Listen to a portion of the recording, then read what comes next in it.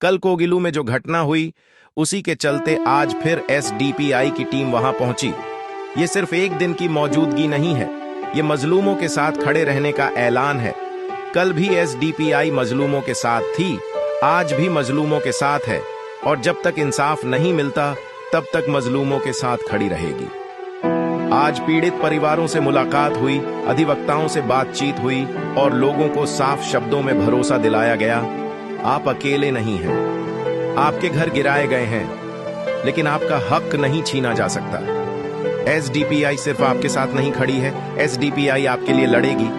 कानूनी लड़ाई हो या प्रशासनिक संघर्ष, एसडीपीआई आपकी हर कानूनी जरूरत में पूरा समर्थन देगी, वकील से लेकर कोर्ट तक। ये लड़ाई घरों की नहीं है, ये लड़ाई हक, इज्जत और इंसाफ की है। एसडीपीआई मजलूमों के साथ है और मजलूमों के साथ ही रहेगी।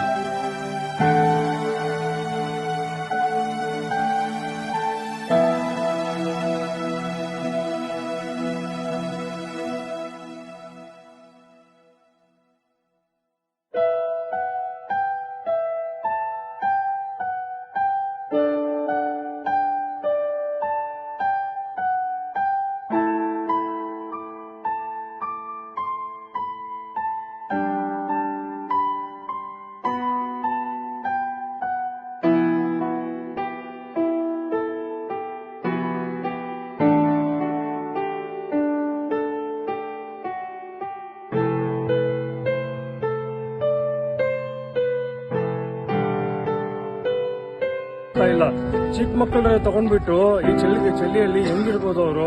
ನಾವು ಸ್ವಲ್ಪ ನಮ್ಮ ಮೇಲೆ ಈ ತರ ಆದ್ರೆ ದೌರ್ಜನ್ಯ, ನಾವು ಇದಕ್ಕೆ ಸುಮ್ಮನೆ ಕೂತ್ಕೊಂತೀವ. ನಾವು ಕೃಷ್ಣ ಬೈರೇಗೌಡ ಗೆಲ್ಸ್ಕೊಟ್ಟಿದ್ದು ಇದೇ ಜನರು. ಆ ಓಟ್ ಹಾಕಿರೋ ಕಾರಣದಿಂದ ಈ ಪರಿಸ್ಥಿತಿ ತಗೊಂಡ್ ಬಂದಿದ್ದು ಯಾರಂದ್ರೆ ಮಾನ್ಯ ಕೃಷ್ಣ ಬೈರೇಗೌಡರೇ. ಅವ್ರು ನಾಚಿಕೆ ಆಗ್ಬೇಕು ಅವ್ರಿಗೆ. ಕೃಷ್ಣ ಬೈರೇಗೌಡ मालेशियन किया गया है, उनका आईडी कार्ड भी है। गवर्नमेंट ये इलीगल प्रॉपर्टी में आकर ये कब्जा करे थे करके बोल रही। अगर इलीगल है तो ये लाइट की बिल जो बेंगलुरु की है, यहाँ के इलाके की है, ये मीटर यहाँ पर कैसा दिया गया ಕೇಳ್ತಾ ಇಲ್ಲ. ರಾತ್ರಿ ಎಲ್ಲಪ್ಪ ಮಲಗ್ತೀರಾ, ನೀವು ಊಟ ವ್ಯವಸ್ಥೆ ಮಾಡ್ಬೇಕಾ ಇಲ್ಲ ಕಂಪ್ನಿಗಳು ಕೊಡ್ಬೇಕಾ, ಯಾರು ನಮಗೆ ಕೇಳಿಲ್ಲ. ಮತ್ತೆ ಯಾರಿಗೆ ನಂಬಿ ನಾವು ಜೀವನ ಮಾಡಬೇಕು, ಯಾರಿಗೆ ನಂಬಿ ನಾವು ಓಟ್ಗಳು ಹಾಕ್ಬೇಕು, ಯಾರಿಗೆ ನಾವು ಓಟ್ ಹಾಕ್ಬೇಕು ಅಂತ ನೀವೇ ನಮ್ಗೆ ತಿಳಿಸ್ತೀವಿ ಸರ್.